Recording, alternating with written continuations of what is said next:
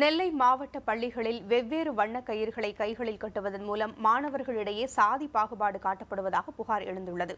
இதுபோன்ற பாகுபாடுகளை தடுக்க அரசு என்ன மாதிரியான நடவடிக்கைகளை எடுக்க வேண்டும் என மக்களிடம் கருத்து கேட்டது புதிய தலைமுறை.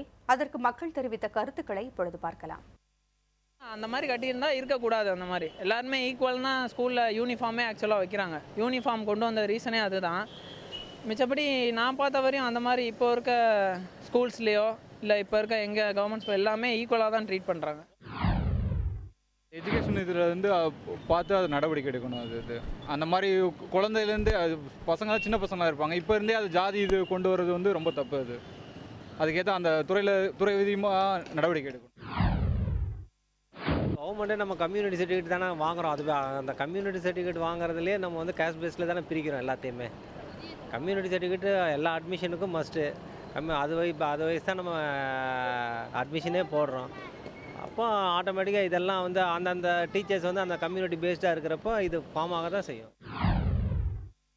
எல்லாருமே சமமாக இருக்கணும்னு அறிவிக்கணும்ண்ணா. இதை தனித்தனியாக பிரிச்சுட்டா அது அவங்களுக்குள்ளேயே அப்படியே வேறுபாடாயிடும், பகையாயிடும். கடைசியாக அது சண்டையில் தான் முடியும். அது எப்படியும் அது ஒரு ஃப்ரெண்ட்ஷிப்பாக ஒற்றுமையாக இருக்காது.